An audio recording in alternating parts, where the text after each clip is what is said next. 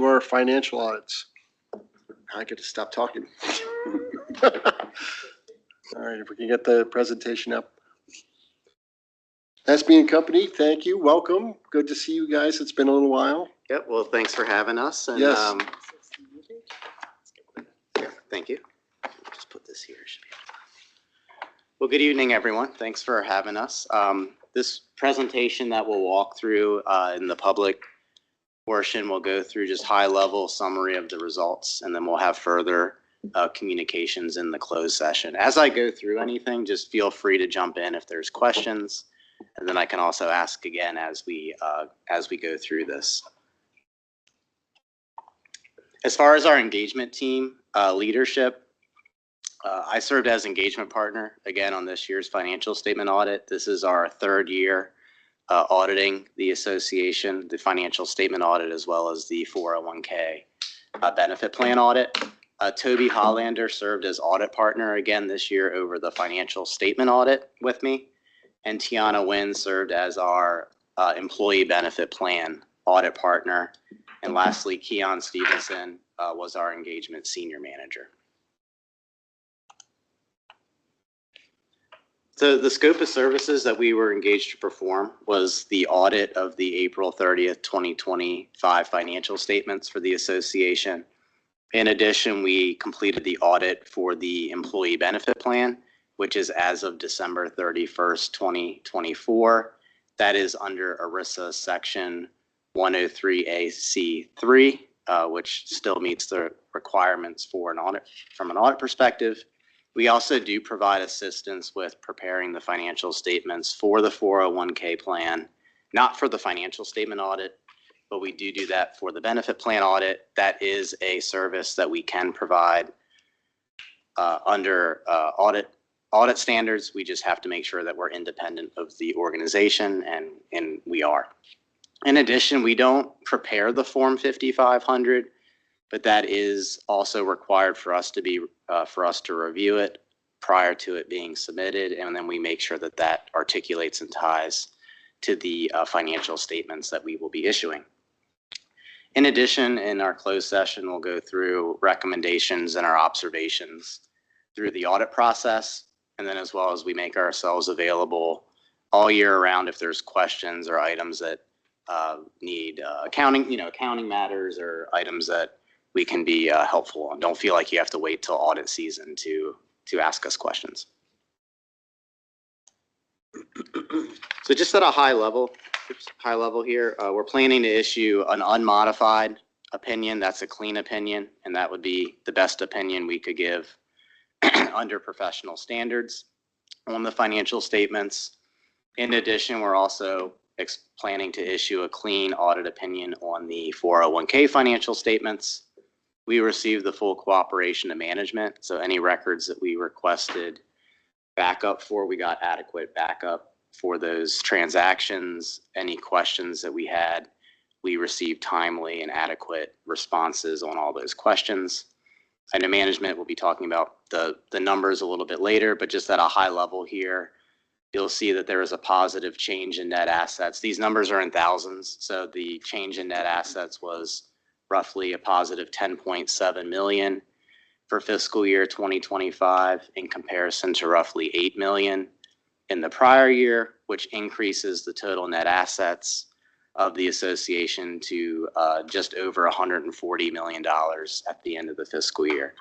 We had no audit entries that we proposed during the audit process, so that just speaks to the quality of your books and not, it's not a situation where it takes year-end audit entries to get numbers properly reflected in the audit report. What's coming out of the system was of quality, and we noted no errors in those numbers. I'll pause if there's any questions so far. Anything so far? Okay. All right. This here's just the picture of our risk-based audit approach. I won't go through each layer of the audit, and then in our closed session, we'll focus some bit of time on the second segment, which is where we assess the design and the operation of the internal controls. We place heavy reliance on the internal control environment and the key controls. There's lots of transactions being processed from, from a cash receipt perspective, revenue, payroll, cash disbursements, and we rely on the internal controls that management has in place to ensure that the numbers are accurately reported in the correct accounts in the correct period, and that those items reflected appropriately.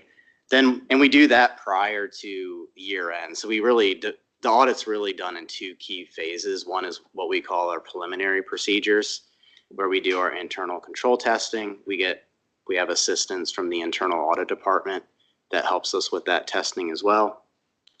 We do walkthroughs of how the processes are designed by management and the key staff that are involved. And then once management closes the books and we get the final numbers, we do what we term our final field work. And that's where we're auditing year-end numbers. That's primarily substantive testing. So a lot of that's related to validating numbers on the balance sheet. If you think of auditing, making sure cash exists, the investment balances, auditing completeness of liabilities, things of that nature. So once the books are closed, we come back out for the final field work and complete the last three phases of this funnel, which is doing our misstatement analysis on the numbers, the substantive testing that I mentioned, and then there's compliance procedures that we're required to do. For example, this meeting here, presenting to the committee, is a gas compliance item, as well as obtaining management representation letters, which is really the last step after this meeting here, that will have management sign those letters prior to releasing the opinions. And then just from a risk perspective, these are what we would consider the significant risks within the financial statements. So this is just nature of the operations, nature of the accounts, nothing inherently riskier about any of the processes or anything internally. It's really just the environment and the accounts. So looking at cash and investments, we ensure that cash reconciliations are completed timely and accurately. Same item with investments. We look at also the fair value of those investments. There's, of course, risk with accounts receivable and ensuring that there's not a significant risk of uncollectible accounts, and ultimately receivables should be recognized at net realizable value. We look at accounting for capital assets, and we test additions to capital assets in the fiscal year to ensure those items are properly capitalized, they meet the accounting policy to be capitalized, and that they become depreciable assets appropriately. We do testing around the completeness of liabilities. Primarily, from a payables perspective, looking at payments that happen after year end to then look at invoices to see if the service period was back into the fiscal year 2025. So that's part of the testing, as well as recalculating payroll accruals, accrued vacation, confirming debt, and things of that nature that makes up the liabilities. We also look at deferred revenue, which ties into revenue recognition, primarily related to the memberships and how items are recognized as receivable. And then there's a deferral piece that comes into play as those memberships kind of turn on a monthly basis. And then we also look at the accounting for the term loans. And then, of course, along with that, looking at key accounting policies, so assessing the revenue recognition. There's really no change in revenue recognition within the past fiscal year. There's no new accounting standards that would require a new look at revenue recognition or reevaluation. We also look at estimation of accruals and reserves. There's a couple actuarial analysis that's done on the general liability and the workers' compensation liabilities that we rely on that actuarial analysis, looking at accounting for leases, and then we also review the functional allocation of expenses. Questions? I had a quick question on the completeness of the accrued liabilities. Just a general question. Yep. I'm sure that for the liabilities, there were many pieces of this that were in FY25 and stayed in 25. And then there are going to be some that are just by happenstance are going to bridge. Yes. And I was just wondering, do we have reasonable amount of liabilities that are bridging, or do we have a lot or very few? Like or- an invoice that would have crossed Yeah, fiscal years. yeah. I mean, inherently that will happen. In our Yeah. testing, I don't recall if we had any situations where we had a liability that we were testing that bridged fiscal year. So I can't really speak to the quality of it. From a materiality perspective, there's not a lot. I wasn't expecting to uncover anything like crazy or anything. It's just a curiousness that I had. So Yeah, and generally what we do is we'll look at if there was something that crossed fiscal years, and let's just say it was, a BGE invoice or something. right, yeah. We would look and make sure, do you have 12 months? Yeah. Do you have 12 months of payments in the year? Because some Right. clients take the standpoint that instead of splitting an invoice, just make sure that there's 12 months so that there's 12 payments in it. And again, I don't remember us testing anywhere it was split, so I don't know offhand what the policy is there. Utilities are a great example. I often see where I am, you'll have your utility bills, they'll be paid, and then you'll get a revised bill a couple of months later that crosses back over, and that just becomes a real sticky wicket. And I just, Yeah. But I do know in testing the payments and looking at the invoices, we had no issues with the accrual Sure. periods. Okay. Thank you. In our testing. Yes, sir. Just out of curiosity, you had at the top of the list the cash and investments. Did you find anything worthy, to bring out, or are we pretty stable in that area As far as what? I'm sorry. for cash and investments? Well, looking at the reconciliations, what we're looking for is really, a number of things, but for example, unreconciled activity. So in a bank reconciliation, it essentially goes from cash in the bank Right. plus deposits in transit minus outstanding checks. So there's only really three pieces that should then tie to the ledger. And we noted no unreconciled items or anything that wasn't identified. We also looked at, I don't remember there being any significant deposits in transit, but nothing was a red flag from that perspective. I wouldn't think Yeah. so, but I'm just, Yeah, and just I've curious. seen it Yeah. you see some horror stories over, Yeah. doing lots of audits, but we've seen some where we've had clients leave the book open after year end and then record deposits in transit back that didn't belong there.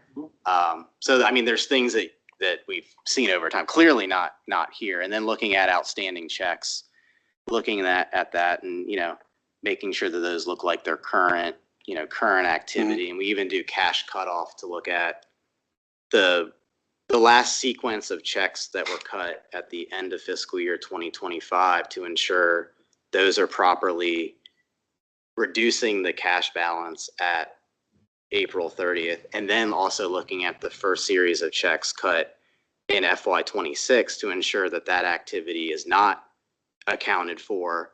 And I've actually seen that happen before where there's been an issue with dating in the system and you have FY26 activity that actually ends up being accounted for in the prior year. Again, not that issue here, but those are things we're looking at. So really the cutoff is a risk in the accuracy of the reconciliation and then also the timeliness of completing it and ensuring it's reviewed and nothing came to our attention that would be problematic. I wouldn't think so, but thank you. Yeah. They also confirm with the financial institutions that the cash Really? is actually in the bank. Really? So, yes. Oh, that's good. That's outstanding. All right. Tim? Quick question. Well, I guess just also, first off, kudos to I was going to say it in my notes here, kudos to CA and finance team, really for the efforts to limit, what I noticed from the financials, limiting of the cost increases. Yeah, that's what revealed itself in the financial statements. And also the financial statements presented a strong year that's very consistent with last year, which was, I guess, matches probably what our expectations were going to be. So just, but my question regarding the deferred revenue, I was looking at the footnote, and I guess there's deferred revenue for the membership fees and camps, and then there's this other line, I couldn't remember what that was. I'm not sure if that's Yeah, if anybody had. I don't know if I made a note on that Yeah, for today. yeah, and that might be a CA question perhaps, but it's Yeah. just, yeah, I was just. I trying to don't remember what that- offhand, what but that- 'cause it was, I knew earlier, and yeah, it slipped my mind Program fees. what that is. Right? it's like $1.6 million. It just struck me because it's up to $1.6 million at the end of 2025. So it's just I thought at one, and I don't know if it's still, if this is in it or not, but I know at one point talking about a grant that had been received in advance, but I feel like that grant has already occurred. So I don't know. I don't think it's that. But I would have to get back. Okay, yeah, that's fine. I think it's programs and fees because membership is its own line, right? It would be Right, the yeah, I guess- deferred Well, at the end of April. We're deferred at the end of April.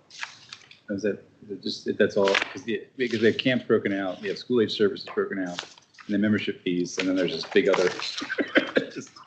It just struck me curious to know what We'll that talk was. about that. Yeah, Stephanie will get to them. Okay, all right, all right, thank you. okay. Next slide. Okay. And Tiana, if you're still with us, I will turn it over to you to go through the 401k results. Yep. Thank you, Chris. As Chris mentioned, we are planning to issue an unmodified opinion on the retirement plan. What you see here is a listing of some of the audit risk areas that were identified. I do want to note that even though these are identified risk areas, the results of our testing for compliance and the internal control environment did lead us to believe that those risks have been appropriately mitigated. One of the first areas that we spend time understanding is the plan eligibility, both with the association as well as with the participating employers. So this is a multiple employer plan. So we spend time understanding the eligibility as well as the maintenance of the census data and the various demographics, which is used one for eligibility, but also used to ensure the accurate amounts, with benefit payments, et cetera, investing. We look at the contributions to the plan and ensure that those were made in accordance with the plan design. I already talked about the accounting for the participating employers. We look at the investment accounting and valuation. So while this is not what's considered a full scope audit, where we're not doing a deep dive into the investments, we do spend time understanding, how did management set the investment policy strategy for the plan, the oversight for those investments. And we do certain analysis to ensure that earnings are reasonably allocated back to the participant accounts. With these types of audits, there is a heavy use and reliance on your third-party service providers. So here, looking at fidelity and being able to be comfortable with the internal control environment, both at Fidelity itself, as well as the complementary user controls that the association has to have in place to ensure or to assist Fidelity in appropriately processing your data. From a regulatory compliance perspective, I'm sure many of you have heard of Secure Act and the Secure Act 2.0. So we have talked with management around, one, just being aware of the regulatory changes that are occurring and working internally as well as with the third-party service provider or the plan administrator to ensure that changes in the regulations are appropriately and timely adopted and executed within your plan documents. And then we look at the administrative expenses that are charged back to the plan. The majority of these expenses do include fees, direct fees to your third-party service providers, as well as loans and benefit payments that are initiated at the participant level. Next slide, please. Here is just a summary, very high level of the assets as of the end of the year. The majority of this increase or movement from the prior year is going to be due to the favorable market position. for the year. You can keep going. You want me to go Quick back? question. And this is really probably more just a reaction than a question, but with defined contribution plans really being there to create a retirement income stream for individuals, I've always been a little concerned about loans from 401k plans. And this year, there's a pretty dramatic increase in the amount of loans as well, too. It's probably 70% increase in the amount of loans, and I don't know if that is a sign of the economic times, but I think that that's something that just needs to be focused on a little bit more. That's a pretty significant growth in loans. Yes, you're correct. And when you look at the next slide, similarly, you're going to see that there was a fairly significant increase in benefit payments during the year. And so here is a sign that, you have separated employees who, particularly in 2024, elected to withdraw their account balances from the plan. Many of these, were of the appropriate age to do so. But you're absolutely right. And, I do think there are indications of the economy that folks are looking at their retirement benefits and making the decisions on how to access them. So actually, I think if you look at the next slide, here we just kind of wanted to provide a little bit of color around, what drove that increase in benefits during the year. So that was an area that we spent time looking. So you'll see here, you had two participants who received benefits somewhere between $500,000 to $1 million in lump sum payments during the year. And then you did have one participant who received a distribution in excess of 1.3 million. Compared to the previous year, you look at the buckets, many of your distributions are centralized between, under 10,000. So that one's fairly consistent year to year. But if you look at the $10,000 to $50,000 range that we created, you'll see, significant increases in 27 participants with that level of balances took payments in 23 compared to 64 participants who took payments in that same bandwidth during the year. You can go to the next slide. Any questions there? Any questions on that? Just a quick, I'm an engineer, I look at numbers kind of comment that it's amazing how flat the distribution is amongst the entire range. It's all 1.2 pretty much across.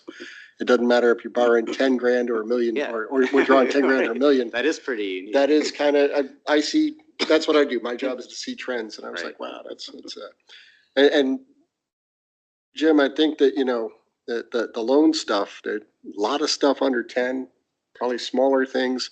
And then it's the 64 over 27. I think that's what you're concerned about there, maybe? I'm just more concerned, I guess, in people using their intended retirement savings for loans for some extended period of time. It reduces, in some respects, the amount of compounding that they might otherwise be available to. So it's more redirecting the retirement funds into some. Yeah. Good point. Two things that I will note. The first is that within Secure Act 2.0, there are actually now more regulations that allow participants access to the retirement funds prior to retirement. So there is a whole, deck of other types of, I've been putting them all in a bucket of hardship.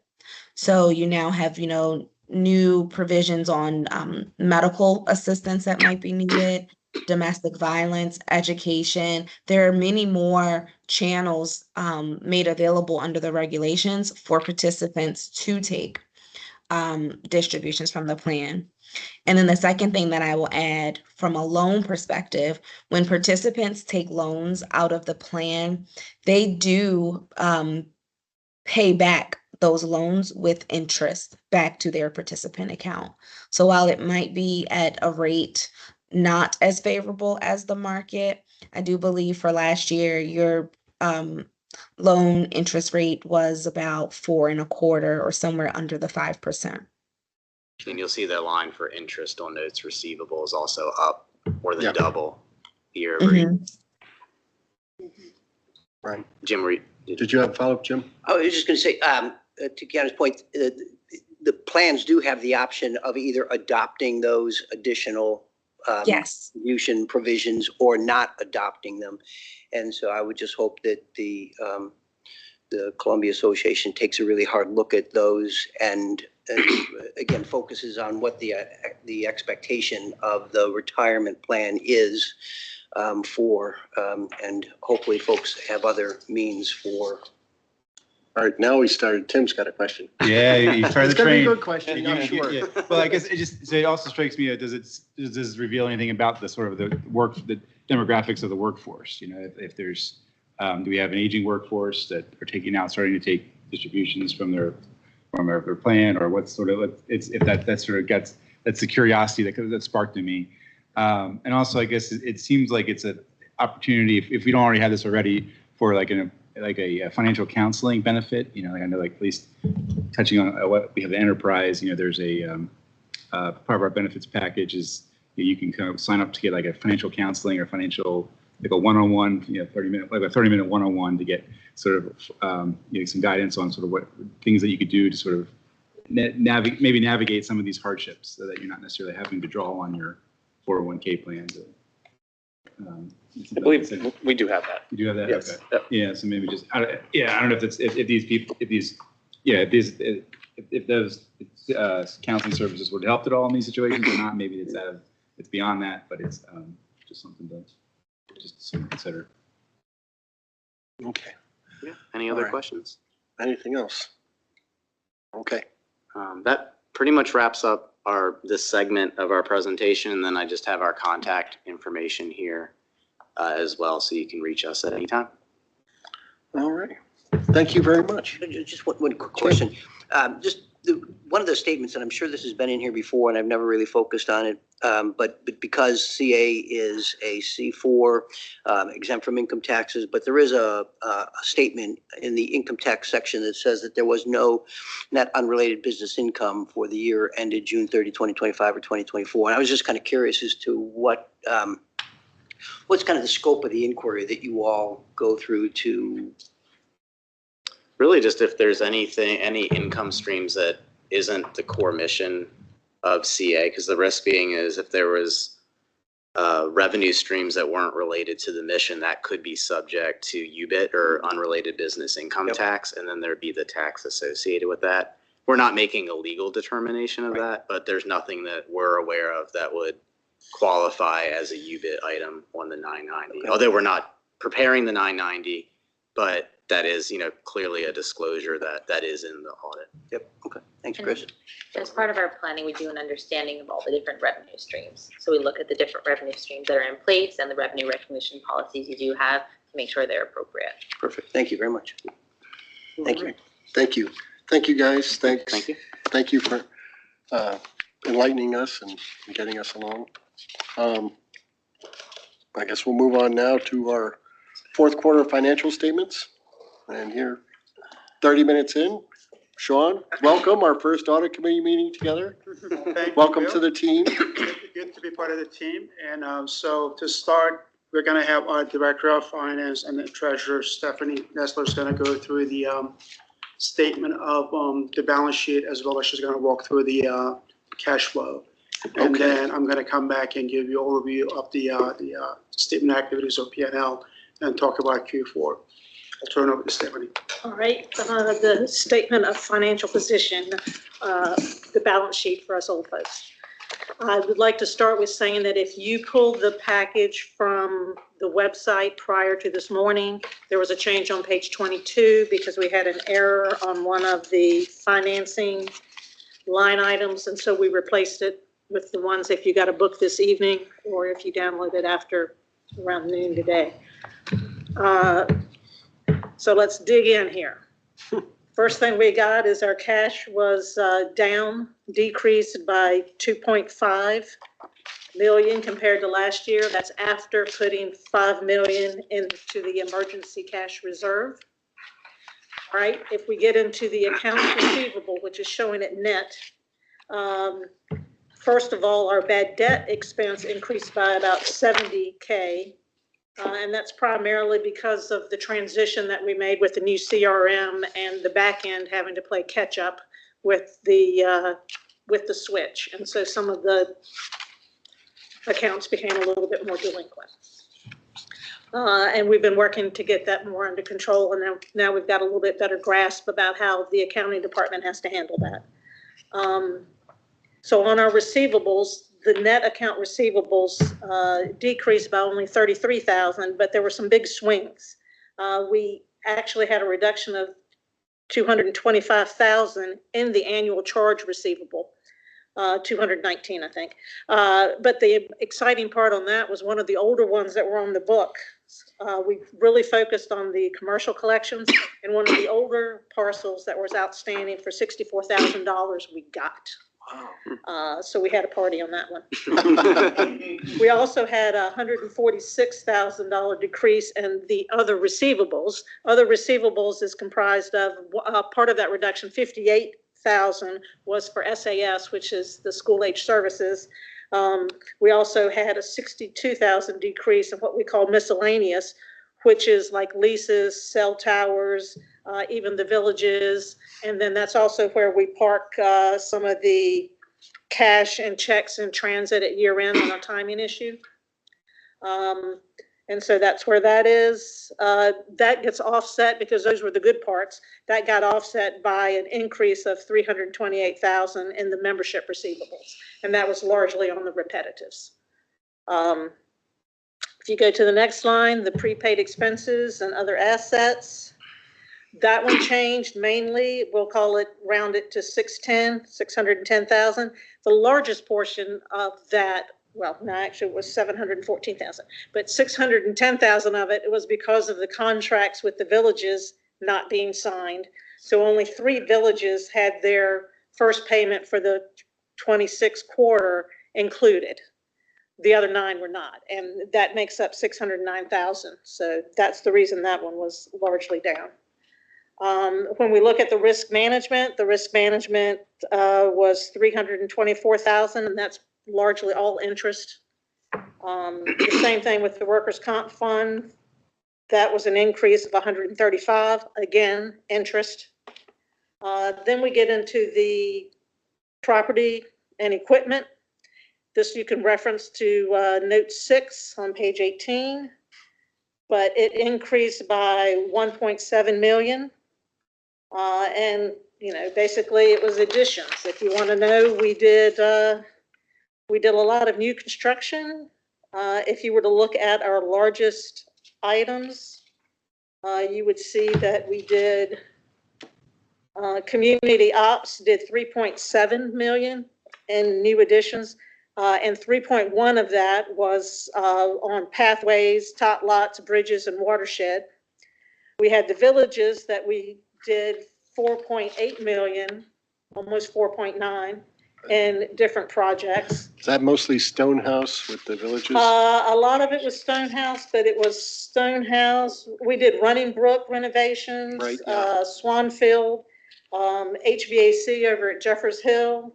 You know, Phelps Luck also had some, the community center, and Owen Brown, Hawthorne Center, Oakland Mills, the elevator project. I mean, so there were a lot of different things. We put a roof on Claret Hall. I mean, there were a lot of different things going on that made up that total for the villages. Thank you. We also did, and the CPS was another 3 million. And then we also made an IT upgrade, which was 144, where we were doing some device replacements and things. Then when you get into the operating leases, there's the operating leases. The operating leases, it was, you can look on page 22. This is the one that we had to make the correction on. There were just small changes. There was one of 1,721, and the other one was down 639. That references on page 22. Intangibles, they stayed the same. And when we get into accounts payable, we had a $2.2 million decrease.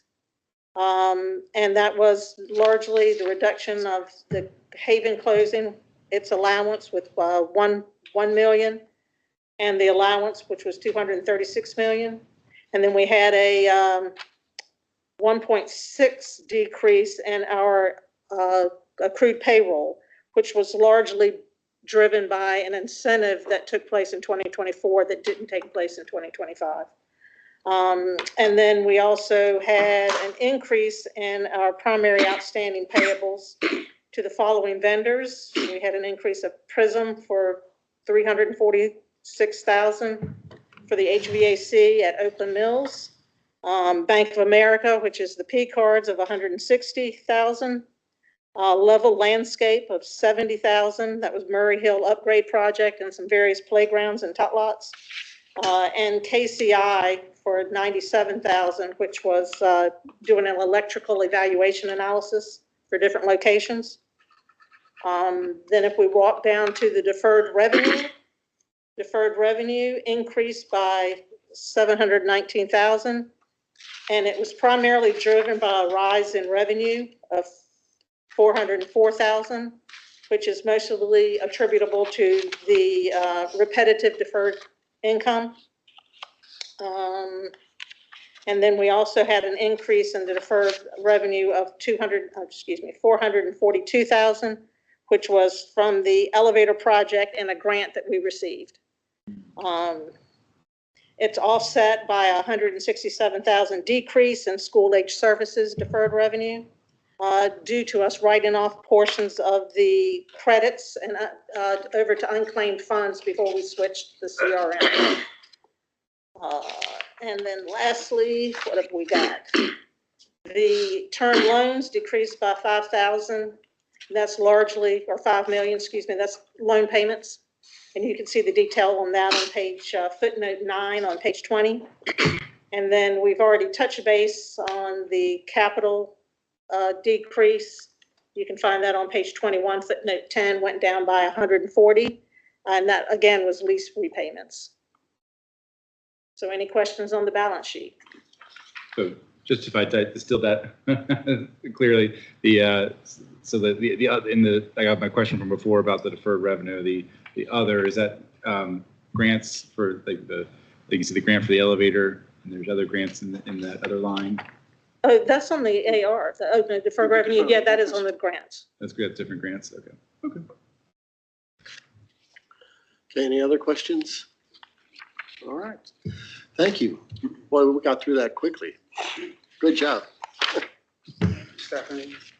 For the next part, I'm going to use the booklet, page 16, and if you go to the overall P&L. And the reason I want to use that because it has the budget comparison to the different actuals, so a little bit more effective than going through the financial statements. If you look at that page 16. Let me know when everybody's there, so everybody has that page 16. Okay. All right. So looking at the left side of the chart or table, the top portion, I want to look at the revenues. So versus the plan, we're about $2.8 million favorable. I'm going to run through some of the major variances from the revenue perspective. So $2.7 million over plan, or 3%. And then on the expense side, if you just follow through, go to the total operating expenses. The operating expenses were under budget by $4 million. A combination of those two, $2.8 million and $4 million under budget for expenses, got us to $6.9 million of increase in net assets. Then if you go to the middle column, and this is where you have the year-over-year variances, Again, the revenues grew by $4.5 million or 6% year over year. And then expenses actually went up slightly, about $1.9 million or 2%. And 4.5 minus roughly 2 million, we ended up being 2.7 million above prior year in terms of increases in net assets. So any questions so far in terms of changes in revenues, expenses, and the bottom line? Okay. The one thing I wanted to highlight to you here is that the FY24, the 74.6 million, that included one-time bonuses that was granted by the board last year. So technically, if you normalize that, 74.7 by 1.8 million, so the growth in total expenses is much larger than 2%. Roughly brings you up to 5%, but still below 6%, which is the revenue growth. And that $1.8 million is actually all embedded in the labor costs. I'm going to tell you again. So when you look at the labor expenses right now on this P&L, it's showing you only $588,000. But really, if you normalize the baseline again, you need to add about $1.8 million. The true growth, once normalized, is about over $2 million. So, and that's what most likely what we're going to see again next year by the time you do 4% merit increases in open positions. And merit itself, roughly 4%, is about $1 million for 10-12. As you most likely know, our merit increases kick in July for 10 months, not just a full year. So the impact, in-year impact will is about $1 million. The full year impact is roughly about $1.2 million. Okay. So having said that, just want to run through the explanations overall on the revenue side. Large variances. The annual charge revenue was about $376,000 or 1%.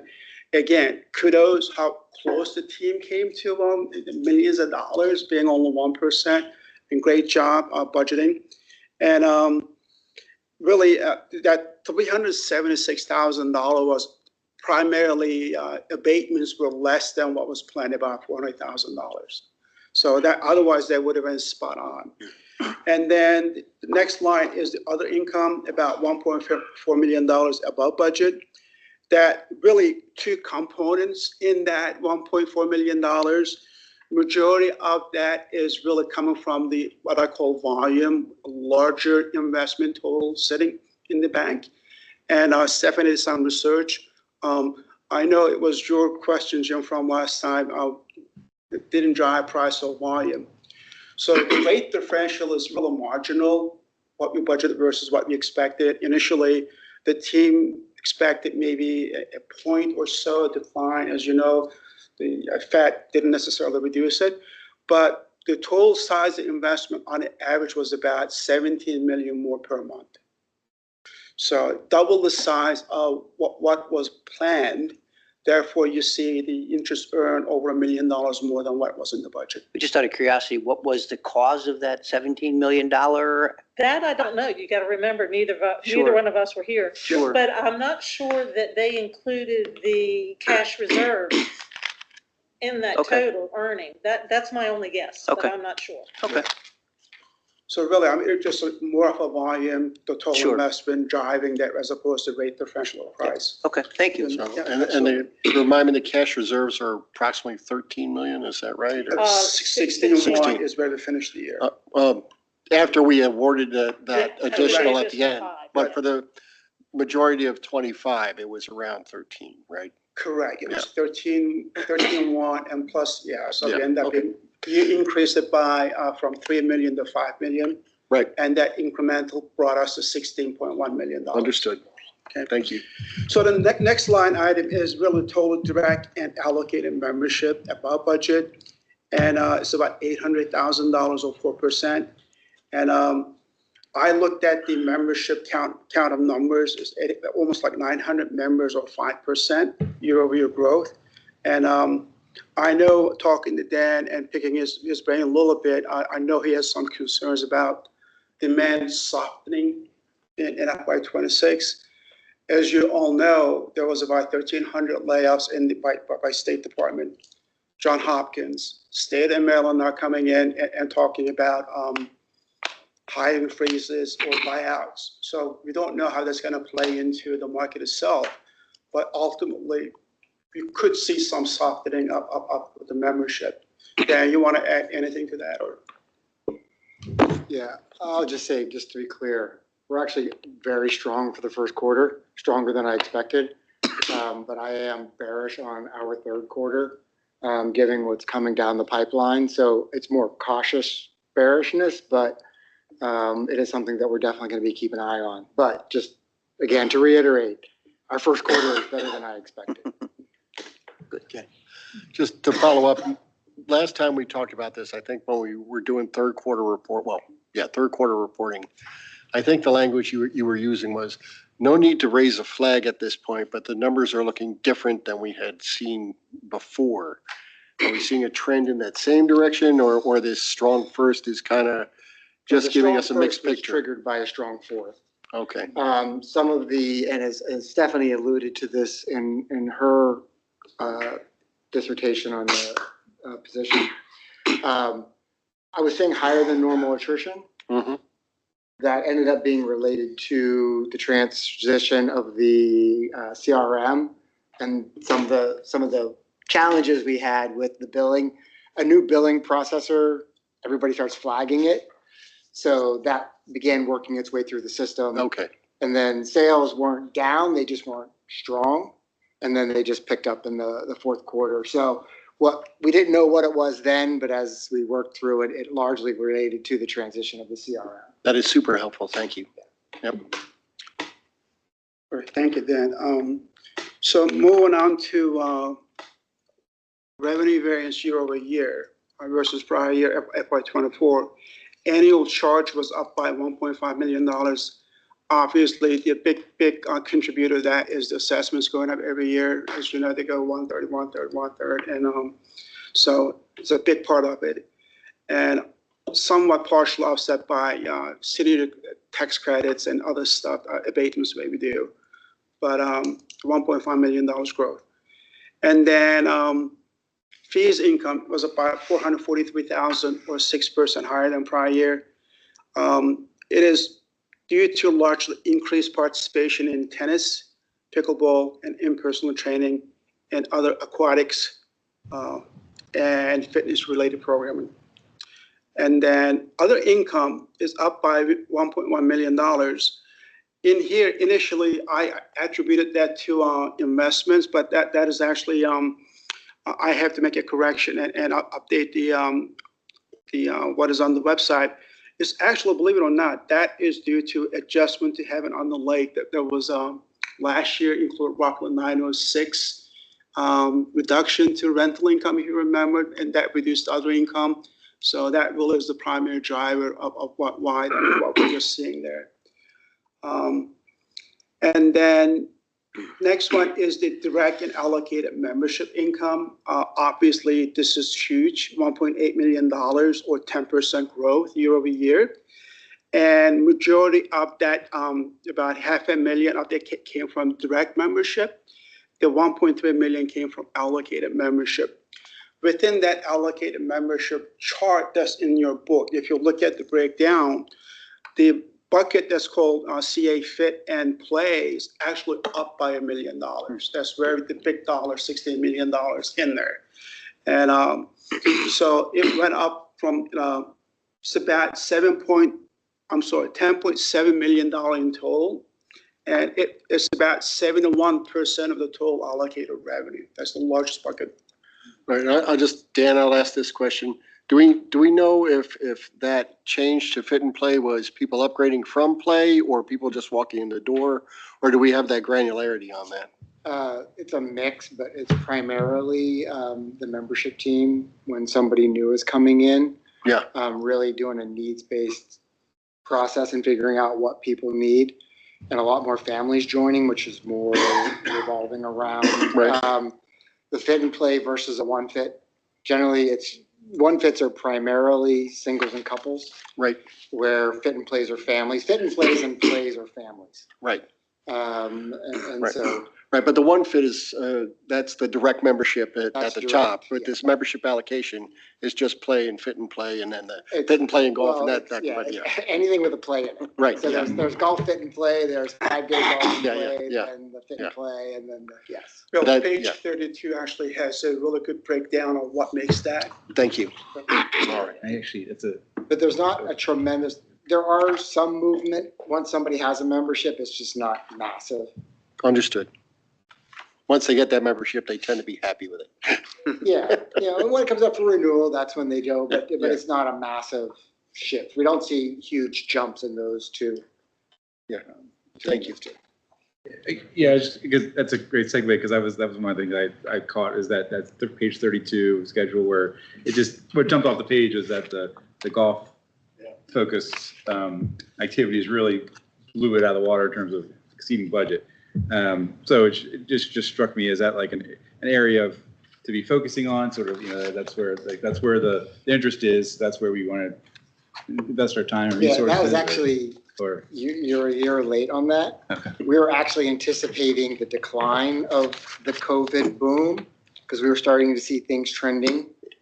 And particularly at Hobbits, where it's a membership driven, we were anticipating, based on some of the things we were seeing late last year, the year before, that it was coming back down to earth. It wasn't crashing, but it actually didn't. It overperformed than what we expected, and we've budgeted accordingly for this year. But we anticipated just kind of a return to not normalcy, because golf pre-COVID was not great, but the trend even across the nation was flattening out. So is there sort of a thought of what is keeping it up, or is there like a new interest from young people, or that's exactly it. There's more young people have gotten into it, which, again, pre-COVID, we keep talking, that's kind of the demarket, particularly for golf. Golf was on its deathbed pre-COVID. COVID saved golf. Is that there were no young people playing because it's just this huge time commitment. Then during COVID, people had time, so younger people started playing, and they've kept it up. Okay. So, it's been beneficial, and as long as that trend continues, we have a young professional membership, and we have a young professionals league. Nice. So we're doing things to entertain that. The golf fit and play has seen some growth, so there's some more family activity around that. It's not tremendous, but it's there. So yes, that is the key there. Cool. All right. Okay. All right, let's move on. Thanks. Okay, so moving on to next segment, which is expense variances, actual versus budget. If you look at the personnel expenses, it says about we have 995,000 or 3% below budget. And that's primarily delays in filling vacant positions in community operations, admin services. And I'm told that most of which was actually filled in towards the end of the year, except I think we have about 4 or 5 positions left at my last conversation with Monica. But obviously, is that we need these positions filled. Open positions are not a good thing. Saving is good, but not having bodies, that means the service is not there, and products we're supposed to offer is not being fulfilled. So next one, really, in terms of breakdown of the 995, let me give a little more. It was the community operations, 361,000, and the admin service about 464. So it gives you an idea of where the dollars are in terms of 995. And the technology supplies and expenses, about 532,000 lower than budget. Again, this is due to anticipated CRM expense initiatives, timing and delays, and not happening. And so, and I think, Jim, one of the questions you were asking, I listened to some of the meetings. Are they permanent versus, some of these are timing issues. Obviously, we'll have to come back and spend this money for the implementation. So I would consider these to be a permanent savings. The fees expenses are about $1.7 million, mainly lower than planned.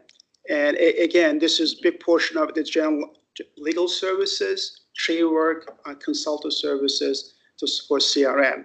And again, the breakdown of that 1.7 million, Admin services, about 800,000 of that. And then community services was about 505. And then obviously President's Office, which includes legal, had about $626,000. So that's where you see the fees savings. Repairs and maintenance, obviously, we know what's happening out there. Everything's costing 20-30% more. But we were about 608,000 of our budget for the fiscal year. And it was attributed to fairway repairs at both golf courses and increase in janitorial services and additional activity by membership and then HVAC and so on to service our clients and members. You already heard this from continuation of Q4, why the depreciation is down by $1.2 million. Obviously, there are 3 or 4 projects, the watershed or what was the other one? I can't remember. The watershed and a couple more large projects pushed away. This is the Fairways Hill, I believe, a big chunk of it. And lake maintenance was about 194. These are large projects, timing, delays, and hopefully, again, delays are good. It's purely timing. These will happen. We'll spend the money. And as you also know, we will not start depreciating until these assets are finished completing and put in service. And then we'll start depreciating because of the matching principle benefit and cost matching. And that'll likely occur this year, I would suspect, right? The Correct. delays, at least in those Some projects. of those, I don't know exactly each project timeline I've looked, but I'm assuming some of the projects are time sensitive. It needs to be completed. Sure, thank you. And the last piece, insurance and taxes. The big chunk of the variability, about 514,000, there was a reversal of about $219,000. Reversal of real estate taxes. So it was simply accounting accrual we booked before, and we got the benefit this year by reversing it, as well as some other real property and personal property taxes adjustments for Fairway Hills and Hobbit's Clan. So those are the 2 things that made up the 514,000 favorability. So as far as the year-over-year actuals, personnel we talked about briefly, and it shows about 588,000. I think, Jim, you know this quality earnings concept. I just want to normalize for everybody that 588 really is you got to add the $1.8 million. This will get you to about over $2 million. So when I started building a bridge and I was driving here crazy, I couldn't get to the 588 year over year because $1 million of that is my merit. And then we have a number of open positions, year on impact. And so we started looking into it, both that was being new. Sure enough, there was $1.8 million entry that was booked in at the end of last year. So, I think, again, the reason I'm telling you that because next year, most likely, the growth will be roughly $1 million plus and more. It's not going to be 588. The next one is really fees expenses, about 278 or 5% below. Mainly due to lower legal expenses in general counsel's office and board of directors, the CA board of directors, consulting and so on. Smaller variance there. And there's actually a lot in and out happening here. When you look at the 278, sometimes averages are not your friend. You have to look at the components.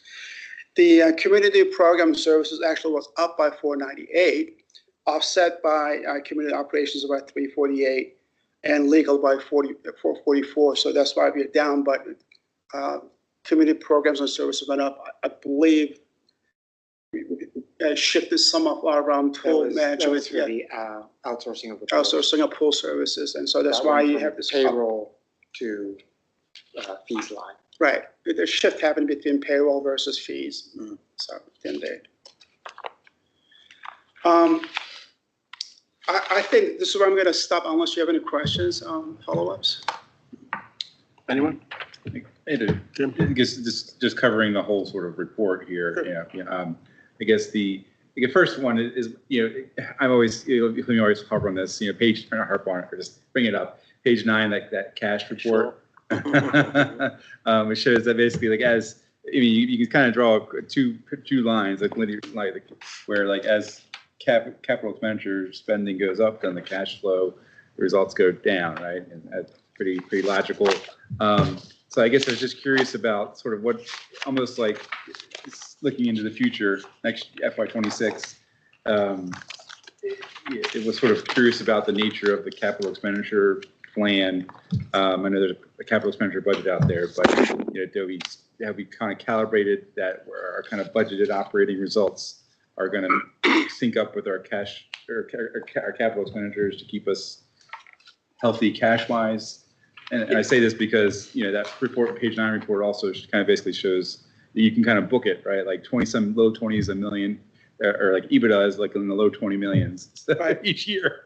No, I think this was a similar conversation again from prior meetings. I remember that, okay, we've been approving every year 13, 15 million cumulative because there's some projects roll forward, right? And we don't finish it. Are we gonna go spend 30 million bucks when we don't have the money? I think the proper answer is to go about cash flow. Right? I mean, you can't spend more than what you have. So we'll have to budget. And apparently, I mean, obviously, we know what is already in queue, what is already approved. But what we can spend is what we can afford. Or if we don't have the cash, then we have to go get additional capital to do it, depending on the organizational commitments and priorities. But I mean, I actually, when I looked at page 9, and I talked to Stephanie, I said the way this telling you, if you look at the bottom line, looks like we are cash deficit 2.5 million, which is actually not true. The fact that you aggregated 5 million is a cash. Yeah, it's not a right picture. So it really is a plus side 2.5. We simply took that cash and earmarked it as a reserve. So I think that's important to highlight. Yep. So. Very true, very true. Yeah, no. And I guess, and I noticed like if I saw this correctly, the remaining to be spent on our capital projects is in that $14-15 million level. So like even if we didn't do any new projects and just completed everything, that was our spend next year, we'd probably have FY26's financials will be carbon copies of FY25's. Yeah, I can't speak to FY26 what is in there, but I can tell you that working with Sean and the leadership, we'll have to, obviously, these are all connected, right? You got your P&L, EBITDA, cash flow, and balance sheet. You've got a cash flow forecast and budget. And obviously, free cash flow is your EBITDA minus your spending and the capital spend. What you have is what you can spend on business. So unless you want to start dipping into additional financing, and then we'll have to decide with the board to say, what do you want us to do? Obviously, this organization is talking about long-term plans and everything else. We'll have to take a look at with the aging facilities and infrastructure that we have. We will gotta start investing, and whether that stays at 15 million, 14 million, 20 million, it all depends on the leadership and where the board wants to go over the next 5, 10, 15, 20, 50 years. So, but Tim, getting back to your thing, it's all about cash flow, what you have, and what your means are. So obviously, I wouldn't allow to extend ourselves and be cash poor. Gotcha. So there's like some cash forecasting that you're doing. Absolutely. It's all about, projecting, and we're looking at cash on a daily basis, investments. It is pretty remarkable, though, too, when you think about it. I mean, building up this emergency cash reserve fund over just these past 3 or 4 years to be $16 million. I mean, that's a lot of cash. Yeah. That's a nice pile of cash for that rainy day. Not only rainy day, I just want to highlight the benefit of having this emergency cash. Oh, my gosh. Right now, Susan was in the process of right now we are at AA1, Moody's grade, which is one below AAA rating. And Susan was in discussions with the analysts. Actually, I work with Susan Murray up in Moody's. We are trying to get to AAA. One of the reasons why we got dinged, obviously in the past, was not having this emergency reserve. And the fact that now we have this emergency reserve is 16.1, we want to get to 18 million as soon as we can, really it will help us as we start going on this long-term planning and borrowing. And obviously, at every point is a huge thing. You're talking about millions of dollars. So I just want to make sure that everybody understands the cost of borrowing is all positively correlated to our credit rating. And the fact that this organization built this reserve will help us get there. Well, I And think we learned a lesson from COVID. COVID, yeah. That really hurt us a lot. So this is the lesson learned. We're making, the means to make sure that doesn't happen. yeah, absolutely. Smart planning. Absolutely. I mean, I looked at the formulas and roughly about $16 million, roughly 60 days of cash burn rate. You want to make sure that you got enough. And plus your line of credit, which is extended life, so to speak. But I think this organization is a great spot. And sooner the better we get to 18.8 million target will help us get us to AAA. Which is going to return back on lower interest rates on loans and all that Absolutely. other stuff, which will save us more Absolutely. money. Right. It just pays itself. And Yes, it does. Yeah.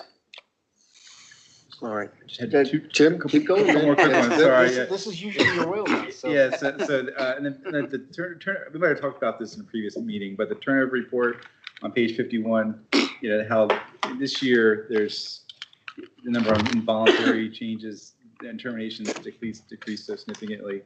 You have I guess, and I guess there's total departures. Yeah, so the total, I guess, was checking myself. Total was pretty consistent, but Yeah, the 468, skew is 426. more towards voluntary departures. I don't know if if there's sort of change in the work. Yeah, it's just sort of, I guess I was just curious why. Something in me told me we talked about this at a previous meeting, but. I'm looking at this guy over here. I can find out for that for you, like I wasn't. I think it's because of you. So. Oh, maybe. And then right after, that's perfect, no, that works. And then right after that is the vendor report, which, which showed all the vendor payments in excess of $75,000, which the two things I hit on that struck me was, I guess, the BOA P card, you have $1.5 million plus. I guess that's the processor of the P card, right? But doesn't necessarily tell you what was spent. So I didn't know if there's any, sort of curious for future reports if that would be able to be sort of teased out, and maybe if you broke it out into pieces, you wouldn't even show up on the report unless I'm missing something. It would. That's for like the 140 P cards that we have, and you're seeing Yeah. the total that we paid to them. But no, we do have the breakdown of each Every single individual. line item. We approved it today. Yeah, I mean, Every single line Because it- item from every it's just single like- person. maybe you don't even need to include it then, right? Because it's all like $20 here, $100 there, kind of thing. Amazon, Right. leave it at that. Yeah. But and then the other thing that struck me was, I guess you sort of, it kind of clumps into, I found like three big expenditure buckets of basically maintenance, repairs, construction, which all makes sense, for repairing the facilities and the open space and everything, software subscriptions, and then legal and other professional fees. So, but kind of a question that came to me for each blob of cost. For the maintenance, these are all outside vendors. Didn't know if any benefits could be had from bringing some of the tasks in-house at all. That was my question. I'll just throw them all at once. And then the software subscriptions, any scouting that's out there for lower cost options, like sort of my understanding of, at least from an accounting related perspective, of like there's always sort of new providers and then lower cost providers kind of come, so many new and lower costs sort of always coming out on the market. Didn't know if there's any sort of, maybe the new accounting system will help cut some costs there. And then legal, if there's anything I'm not sure if there's anything to mitigate the legal costs, but. I can tell you with software, Yeah. sometimes it seems cheaper initially, but then the implementation costs are a lot higher. So, and Armsby and our team is very sensitive to that when they're analyzing costs associated with switching vendors. And it generally it gets expensive. But we're looking at that with the ERP, just like that implementation cost is very high. Okay, that's just one of the things I've thrown out there. And I think that's it for me though. I think you did a good job. Thanks. Anybody else? Any other questions? All right. Thank you. Thank you, Sean. Great first report. I loved it. So, All right, we got through the fourth quarter financial report also there, so we're We working got on. cash flow, but that's not very sexy. Oh, well, So the statement of cash flow, basically, we've talked about every line item you see on here, either in the income statement or the balance sheet. And so it's just driving the numbers by adding back or subtracting things. So the net cash, the net cash flow from operating activities came directly from what Sean talked to you about. Then you have all these additions because you're adding back things and everything. So we're getting to 22,616 for our operating activities. Then we're going to add in our investments, and most of that is coming from the risk management and the purchases of the property and equipment that increased. And so that actually decreased 14,936. And then you get to your financing activities. And so that brings us all down to the increase in cash of 2,446. I mean, are there any questions? I mean, this one's an easy one to me. I mean, you're just, everything we've already talked about just gets kind of like redistributed. yep. Anyone? Nope. Okay. Thanks for putting it on the table. All right. So you're following along at home. Audit of incentive savings plan, financial statement. We just do that? No. Do we need to walk through it any more than Tiana did? She kind of walked through the numbers of the 401k. Does anyone want a more? Yeah. Okay. I had just one question that's been lingering in the back of my head when we were talking about the ability to opt into the new expanded stuff, the new guidance on being able to borrow or not. And because we have multiple people from multiple places contributing into the plan, would those, like the villages, have the ability to have something different from the Columbia Association, which would be the worst outcome, I think. So But one plan. how do we handle that since we have multiple people paying into this, or multiple entities? You have multiple employers, but you just have the one plan. Right, it's one plan, but it's coming One plan, from but it's different multiple. places with different people, you know what I mean? Everyone has the same rules, though. Okay, Contribution, all yeah. right. All right. Just wanted to make sure I was clear on that. Want to bring that back home and let people know. All right.